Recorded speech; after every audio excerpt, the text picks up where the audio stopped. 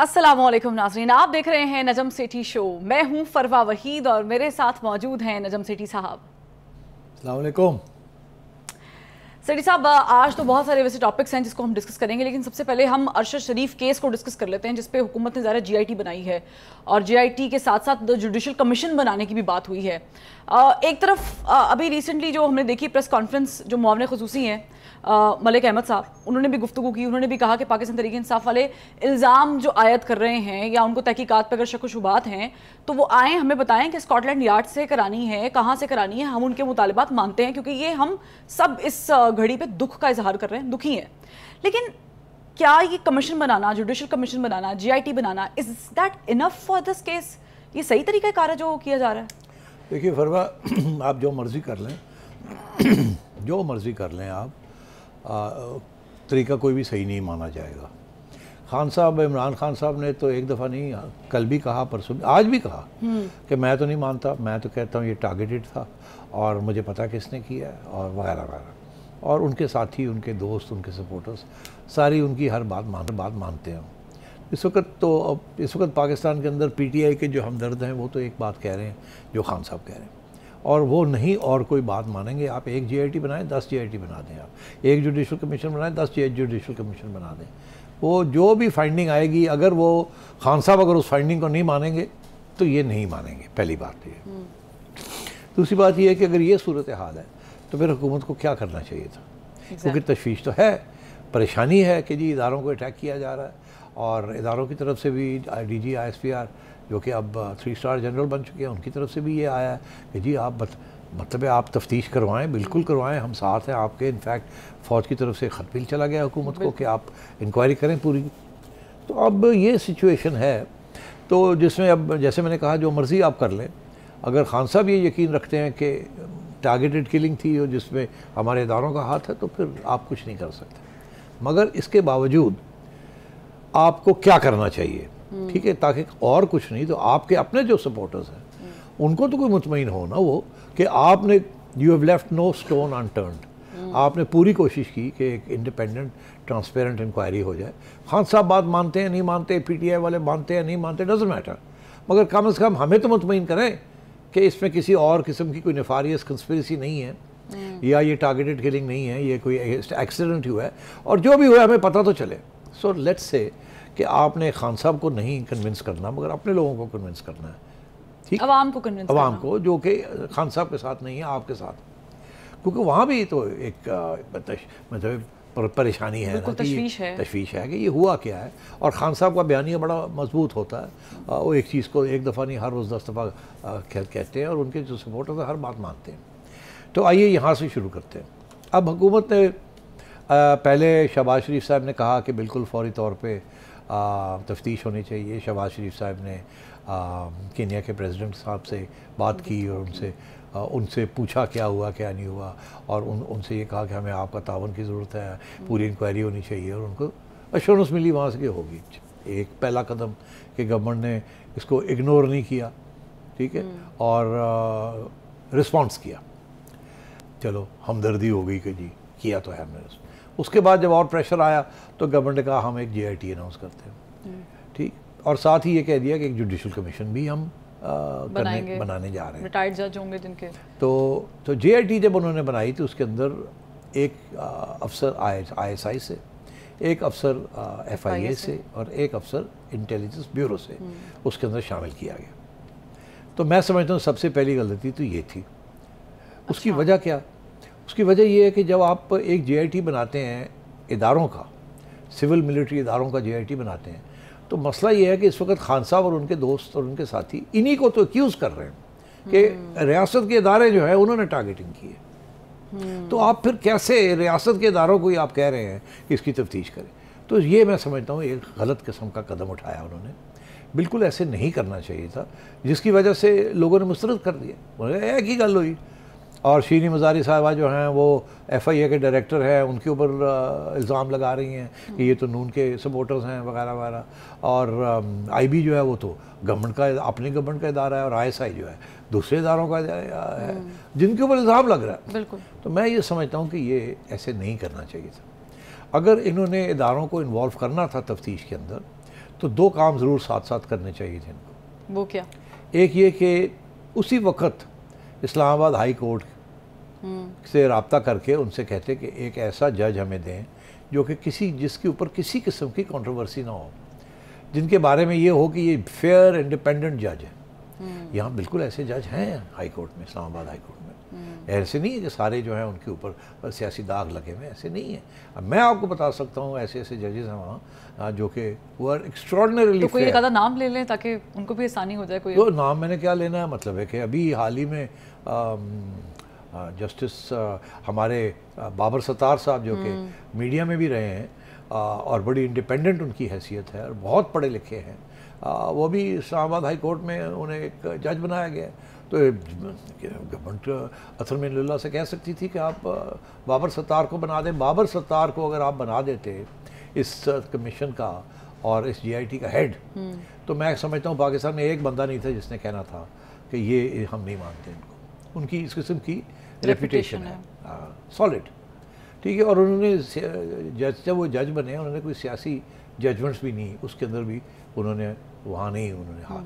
तो मैं समझता था एक और भी होंगे वहाँ हैं भी, मैं नहीं नाम लेता। अच्छी बात नहीं है एक का नाम लेना, दूसरे छोड़ दें इस बात।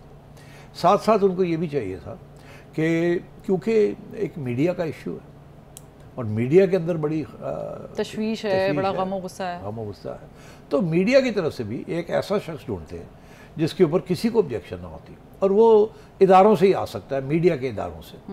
आप मीडिया के किसी इदारे को, जैसे PFUJ है या CPNE है, council of Pakistan newspaper editors, या Pakistan federal union of journalist, ये हमारे इदारे हैं, बिल्कुल न्यूट्रल इदारे हैं, जेन्युइनली इंडिपेंडेंट आज़ाद इदारे हैं।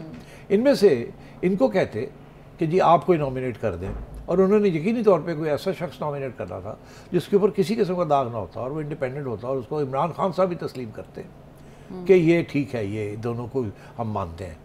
तो एक अच्छा जर्नलिस्ट जिसके ऊपर कोई कंट्रोवर्सी ना हो, ठीक, और एक अच्छा जज जिसके ऊपर कोई कंट्रोवर्सी ना हो। और JIT अगर इन्होंने ये बनानी थी तो उसके अंदर फिर उस JIT का हेडिंग जो हेड होता वो ये जज साहब होते, और ये 5 लोगों की या कि जो JIT थी, आफ्टर ऑल एक JIT बनी थी ना नवाज शरीफ साहब को डिस्क्वालीफाई, बिल्कुल तब भी उसके ऊपर भी तो एक सुप्रीम कोर्ट के जज को बैठाया गया था ना एक किस्म का मॉनिटर करने के लिए। यहाँ भी इस किस्म की चीज़ हो सकती थी, और इनको भेजते केन्या और ये वहाँ जाके पूरी तफ्तीश करते और तफ्तीश करके आके अपनी एक जो रिपोर्ट लिखते, ठीक। तो ये मैं समझता हूँ that would have been a better idea. कम से कम जो हम जैसे जो लोग हैं, हम तो ये कहते हैं ना कि जी ये इंडिपेंडेंट ट्रांसपेरेंट और इंडिपेंडेंट कमीशन थी, और इन्होंने जो भी रिपोर्ट दी है उसके ऊपर लोग यकीन करते। ये मैंने पहले कह दिया कि अगर खान साहब को पसंद ना आती रिपोर्ट तो उन्होंने नहीं माननी थी। Exactly. मगर कम से कम हम जैसे लोग तो कहते नहीं, इसमें जान है, जो भी है। अगर वो कहते गड़बड़ हुई है तो हम कहते गड़बड़ हुई है, अगर वो कहते गड़बड़ कोई नहीं हुई, कोई और मसला था तो हम कहते कोई और मसला था। तो पहली बात तो ये। दूसरी बात ये है कि अब अहमद यार साहब ने ये बात कही है कि जी आप बताएं किसी और अदारे को आप चाहें तो आप कर दें। दिलचस्प बात यह है कि अभी आज ही एक नया नोटिफिकेशन आया है। उस नोटिफिकेशन के अंदर गवर्नमेंट ने जो पहले 3 लोग नामजद किए थे, उनमें से जो ISI की तरफ से जो साहब थे उनको विड्रॉ कर लिया, नाम निकाल दिया। जाहिर है बिकॉज इस वक्त खान साहब तो धंधना रहे हैं ना इदारों के ऊपर, तो इसलिए उन्होंने उसका नाम निकाल दिया। चले अच्छी बात है, मैं समझता हूँ, क्योंकि इदारे की तरफ से तो नहीं आया कि वो खुद विड्रॉ करना चाहते नहीं, बस ये नहीं पता कि आया कि नहीं आया। मेरा ख्याल हो सकता है उन्होंने कहा हो कि हमें मत इंक्लूड करें, फिर और गाली गलोच होगी, तो आप सिविलियन ही करें इसको। तो उन्होंने सिविलियन कर दिया FIA और IB, मगर क्योंकि FIA और IB जो है गवर्नमेंट के नीचे हैं, तो और गवर्नमेंट बड़ी पावरफुल होती है। खान साहब ने खुद दोनों इदारों को इस्तेमाल किया था, मीडिया के ख़िलाफ़ भी और सियासतदानों के ख़िलाफ़ भी।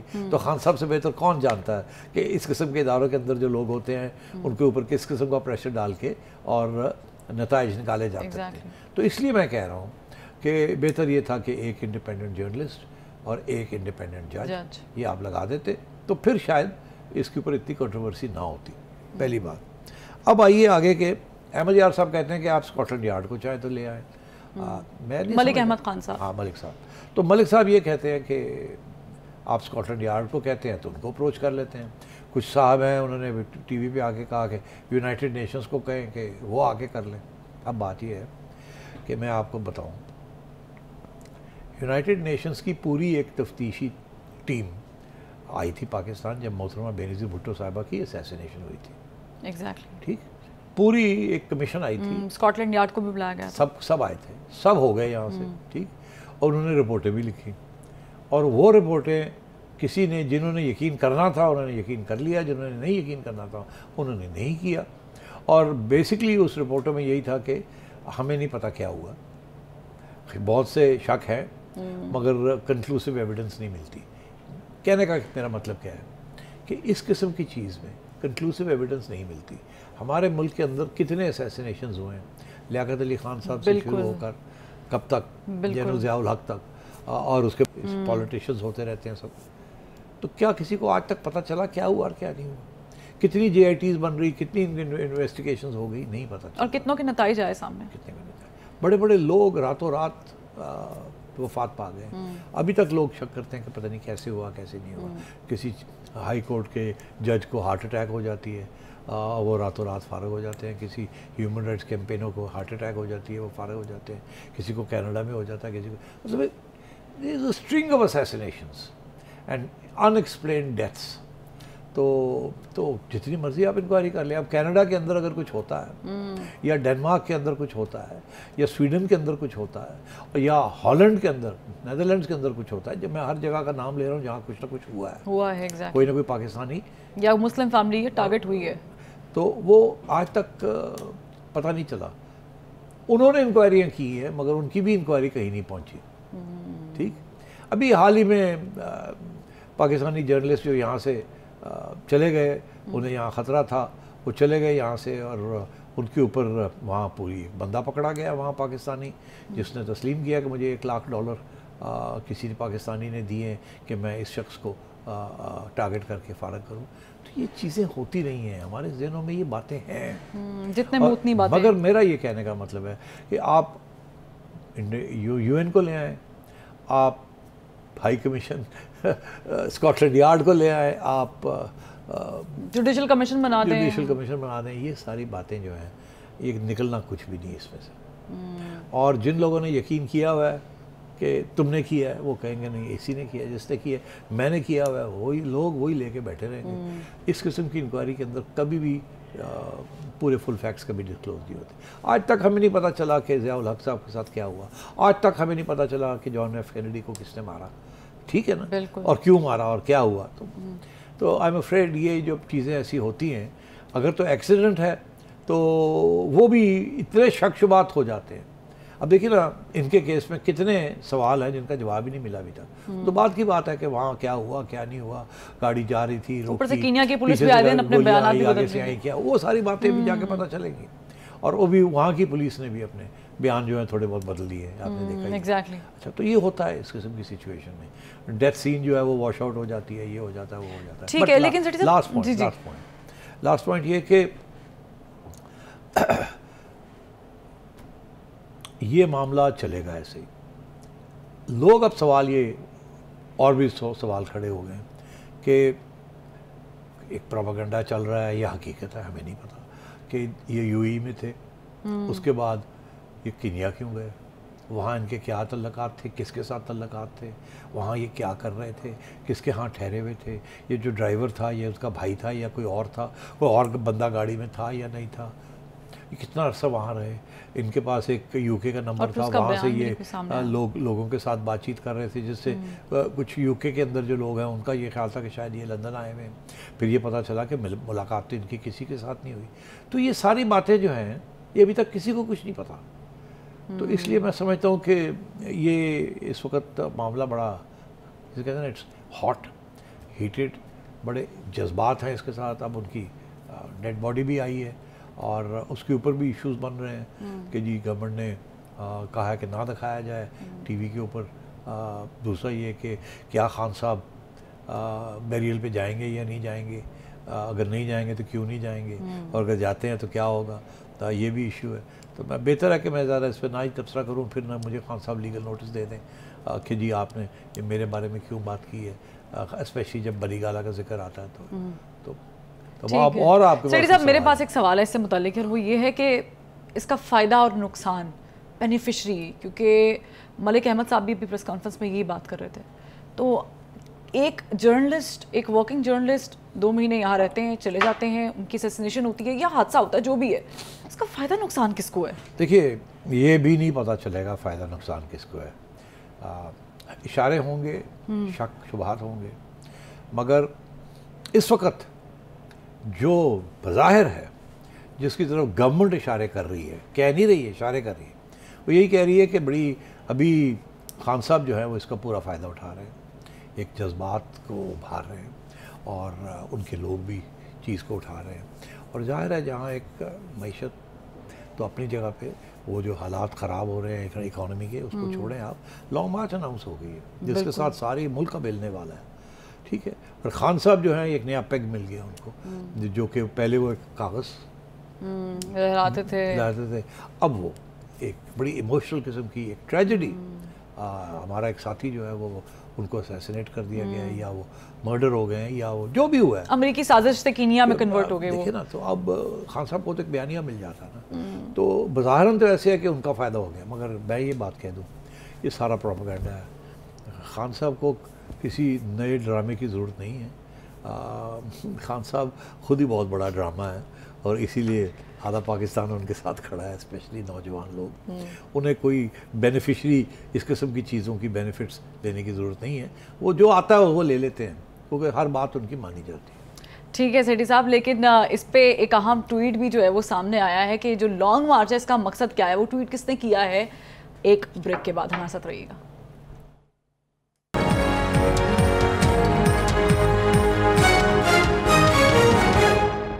Welcome back. सेठी साहब, नवाज शरीफ साहब ने बहुत दिनों बाद एक ट्वीट दागा है, और उन्होंने कहा है कि इमरान खान साहब का लॉन्ग मार्च किसी इनकलाब के लिए नहीं है, बल्कि अपनी मर्जी का आर्मी चीफ लगाने के लिए। खान साहब ये बात कह चुके हैं कि बड़ी ऊपर की चीज़ है, और हुकूमत गिराने वाले सवाल पे तो आपने कल तबसरा कर ही लिया है। हकीकत यही है जो नवाज शरीफ साहब कह रहे हैं? मेरा ख्याल है इसमें काफ़ी वज़न है। देखिए, नवाज शरीफ साहब को पता है ना कि बात क्या हो रही है। जाहिर है अगर आर्मी चीफ की नया आर्मी चीफ अपॉइंट होना है या किसी को एक्सटेंशन देनी है, तो जाहिर है कि उसमें नवाज शरीफ साहब की जो राय है उसकी बड़ी अहमियत है ना। और अगर ये बात जनरल बाजवा डिस्कस करते हैं शहबाज शरीफ साहब से, तो शहबाज शरीफ साहब नवाज शरीफ साहब को डिस्कस करते हैं, तो नवाज शरीफ साहब को पता है कि पीछे बात क्या हो रही है और पीछे से प्रेशर क्या है। तो मैं समझता हूँ इससे बड़ा वज़न है जो उन्होंने ये कहा है। और अच्छा हुआ कि उन्होंने बता दिया है कि प्रेशर जो है इतना नहीं है कि जी इलेक्शन कराओ वाली बात अपनी जगह पे, मगर प्रेशर किसी और चीज़ के ऊपर है। और वो प्रेशर यही है जो कि जिसका इशारा पहले दिन इमरान खान ने कर दिया था। वो क्या कि देखिए, केयर टेकर्स आप ले आए, मगर वो लगाए ना आर्मी चीफ। बिल्कुल। और जब इलेक्शन होगी उसके बाद मैं जीतूंगा तो मैं लगाऊंगा, और अगर उस वक्त तक ज़रूरी है तो बाजवा साहब को एक्सटेंशन दे दें कुछ माह की, 6 माह की। तो ये कह चुके हैं खान साहब, ये नहीं ऑप्शन दिया उन्होंने, ये उन्होंने ऑप्शन दिया है। और नवाज शरीफ साहब का ये कहना कि यही असली बात है कि वो चाह रहे हैं कि केयर टेकर्स आ जाएं नवंबर 27 से पहले 29 से पहले। In other words, election announce हो जाए। इलेक्शन होगी तो ये गवर्नमेंट जाएगी तो इलेक्शन होगी ना। तो इसका ये मतलब है कि दिसंबर, जनवरी, फरवरी में इलेक्शन होने पड़ेंगे, ठीक। और मार्च तक नई हुकूमत आ जाएगी, ठीक। और मार्च में खान साहब आ जाएंगे कि उनका ख्याल है वो जीतेंगे खान साहब, और वो आके फिर अपना आर्मी चीफ लगा लेंगे, ठीक। और क्योंकि अप्रैल तक उनका जो फेवरेट कैंडिडेट है वो अगले अप्रैल तक रिटायर नहीं करते, तो हो सकता है कि वो अपने फेवरेट कैंडिडेट को उस वक्त लगा दें। तो नवाज शरीफ साहब का यही कहना है कि ये असली बात ये है, इलेक्शन और आर्मी चीफ की अपॉइंटमेंट डायरेक्ट बराह रास्त उनका ताल्लुक है, लिंक है। और खान साहब दरअसल जो इलेक्शन में है वो इसीलिए मांग रहे हैं ताकि वो आर्मी चीफ खुद अपॉइंट कर सके। उनका वही पुराना मौक़िफ़ है कि वो इस मुल्क को के ऊपर राज नहीं कर सकते जब तक फ़ौज उनके साथ ना हो, और फ़ौज का उनके साथ होना लाजिम है, और उसके लिए अपना आर्मी चीफ होना लाजिम है, जिस फार्मूले के तहत वो उन्होंने पहले 4 साल काम किया। जो फार्मूला टूट गया उसके बाद उनका नुकसान। पेज तो मेरा ख्याल है ये नवाज शरीफ साहब का कहना दुरुस्त है। अच्छा, अब मसला मेरे लिए क्या आता है? क्या? कि अगर ऐसी बात है, अगर ऐसी बात है तो आप क्यों नहीं अनाउंस करते आर्मी चीफ? आप खुद कहते हैं कि आईनी तौर पर आपका हक है शहबाज शरीफ साहब का, इस हुकूमत का, कि वो लगाते हैं, तो आप लगा दें, आज लगा दें आप जिसको लगाना है। एक दफ़ा आप लगा देंगे तो फिर मसला ही कोई नहीं रहेगा। फिर खान साहब का ये जो मौक़िफ़ है कि मैं लगाऊंगा और जनरल बाजवा को एक्सटेंशन दे दी जाए, वो इशू ख़त्म हो जाएगा। तो सवाल मेरे लिए ये है कि अगर मियाँ साहब ये कह रहे हैं कि इनका ये मसला है, तो फिर मेरा ये सवाल है आपका क्या मसला है? आप लगाते क्यों नहीं? देरी किस चीज़ की? आप लगाते क्यों नहीं? तो इसलिए मैं समझता हूँ कि सिचुएशन थोड़ी सी कॉम्प्लेक्स है और सिचुएशन इसीलिए टेंस है कि कुछ पाबंदियाँ लगी हुई हैं कि आप अभी नया आर्मी चीफ ना अपॉइंट करें, पहली बात, या ये कि जिनको ये लगाना चाहते हैं उसके ख़िलाफ़ इमरान खान है और जिनको इमरान खान लगाना चाहते हैं उनके ख़िलाफ़ ये है, और जो इस वक्त की फ़ौज की क़यादत है उनका शायद कोई एडवाइस कुछ और ही है। तो इस वक्त कोई भी दो लोग एक सफ़े पे नहीं है, कश्मकश चल रही है, इसलिए नई अपॉइंटमेंट नहीं हो रही है। क्योंकि अगर एक अपॉइंटमेंट कर देती है ये गवर्नमेंट और वो कंट्रोवर्शियल बन जाता है वो शख्स, तो वो शख्स फिर फ़ौज को सही तरीके से लीड नहीं कर सकेगा। तो इसलिए मैं समझता हूँ कि इस किस्म के मसाइल हैं, मगर अगर नवाज शरीफ साहब ये बात समझते हैं तो फिर अपॉइंट करें अपना बंदा, या किसी का बंदा, या कोई बंदा जिसको आप समझते हैं कि वो डिज़र्विंग है। सीनियर मोस्ट लगा दें, जूनियर मोस्ट लगा दें, अपना हैंड पिक करके ले लें, क्या हमें फ़र्क पड़ता है? हमें तो ये पता है कि जो भी आर्मी चीफ बनेगा वो ना नवाज शरीफ का होगा ना इमरान खान का होगा, हमने देख लिया। तो ये फ़ौज का जो सरबराह होता है वो किसी का बंदा नहीं होता, फरमा वो अपना बंदा होता है और वो फ़ौज का बंदा होता है। वो सबसे पहले जब सोचता है कि मुझे क्या करना है, तो सबसे पहले वो ये सोचता है कि फ़ौज की बेहतरी के लिए क्या चीज़ है, और साथ ही साथ वो समझता है कि अगर फ़ौज के लिए कोई चीज़ बेहतर है तो मुल्क के लिए भी वो सही है। और फ़ौज और मुल्क को इकट्ठा करके वो चलते हैं। वो सियासी जमातें हैं, किसने लगाया किसने लगाया, वो 2 दिन की सलाम दुआ होती है, उसके बाद हालात बदल जाते हैं। अगर इस लॉन्ग मार्च से प्रेशराइज हो गई गवर्नमेंट और अगर मुद्दा यही है कि मेरी मर्जी का बंदा लगाया जाए, तो क्या मुज़ाकरात के कुछ चांसेस हैं? कर सकती है गवर्नमेंट इमरान खान के साथ बात? नहीं, देखिए मैं समझता हूँ मुज़ाकरात डायरेक्ट तो नहीं होंगे, अगर होंगे तो इनडायरेक्ट होंगे। मैंने पहले भी ये एक बात कही थी, मैं फिर कहता हूँ कि लगता मुझे ऐसे है, लगता ऐसे, क्योंकि अभी गवर्नमेंट ने अनाउंस नहीं किया तो मसला है, कोई कुछ तो है। तो अगर मसला है तो फिर उस मसले को कैसे हल किया जाएगा? और अगर नवाज शरीफ साहब कहते हैं कि खान साहब ने मसला क्रिएट किया हुआ है, वो अपना बंदा लगाना चाहते हैं, तो फिर ये बड़ी सीधी सी बात है कि फिर खान साहब एक बंदा लगाना चाहते हैं फरवा को, मैं लगाना चाहता हूँ किसी और सईदा को, ठीक है। तो जो इस वक्त जो सईदा या सैयद बैठा हुआ है वो फिर फैसला कर ले कि वो किसको सपोर्ट कर रहे हैं, तो उससे फिर खान साहब को भी समझा लिया जाए और खान नवाज शरीफ साहब को भी समझा लिया जाए।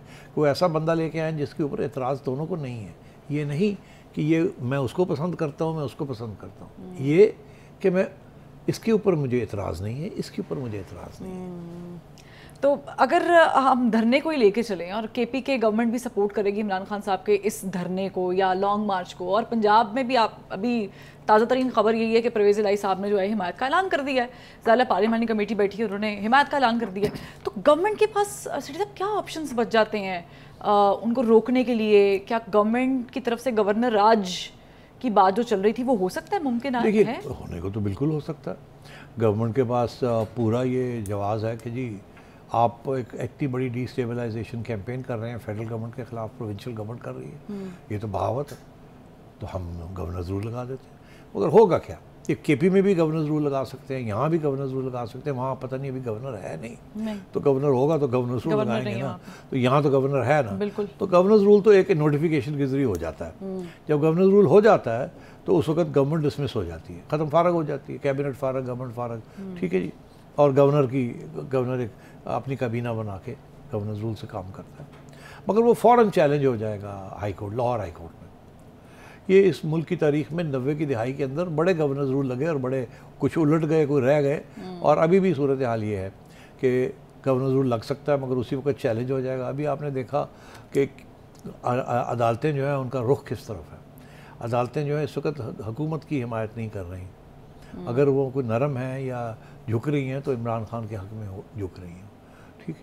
और अभी भी हम डिस्कस कर लेते हैं अगले सेक्शन में कि सुप्रीम कोर्ट के अंदर जो जब हुकूमत लेके गई है केस हुक्म इम्तना तो का, अभी डिस्कस कर लेते हैं। मगर मैं ये कह रहा हूँ गवर्नर रूल लग सकता है मगर फ़ौरन चैलेंज हो जाएगा। और मैं समझता हूँ कि इसका तल्लुक भी उसी से होगा कि लॉन्ग मार्च होगी या नहीं होगी। अगर अदालत समझती है कि होनी चाहिए तो गवर्नर रूल उड़ जाएगा। अगर अदालत समझती है कि गवर्नर ये जो लॉन्ग मार्च है ये बहुत डिस्टेबलाइजिंग है और खान साहब की बात पे यकीन नहीं आता और तो फिर गवर्नर रूल रहेगा। तो ये भी उसके साथ तल्लुक है इसका। ठीक है, और ज़ाहिर है इसमें कितनी पेशरफ्त होगी ये सब बातें जो हैं वो सेठी साहब से पूछी जाएंगी, मगर एक ब्रेक के बाद हमारे साथ रहेगा।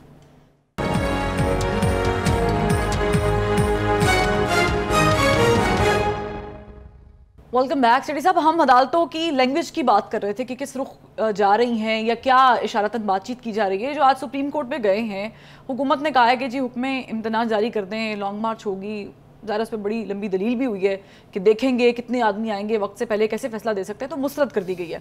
अदालतें अपने आप को बचा रही हैं इस लॉन्ग मार्च में आने से, इन दो पार्टीज़ के बीच में बैठने से? नहीं, ऐसी नहीं बात। बहुत सियासत हो रही है हर जगह पे। अच्छा, देखिए खान साहब ने कहा है कि वो जुमे के रोज़ शुरू करेंगे और 4 नवंबर तक चलेगा और रुक के जाएंगे, देखेंगे कि क्या हालात कैसे, जैसे कि आपने कल बताया, जैसे मैंने कहा था वो रुक के जाएंगे, अपडेट लेते रहेंगे कि लोग कितने आ रहे हैं, जज्बा क्या है, कब तक, कहाँ जाना है, क्या होना है।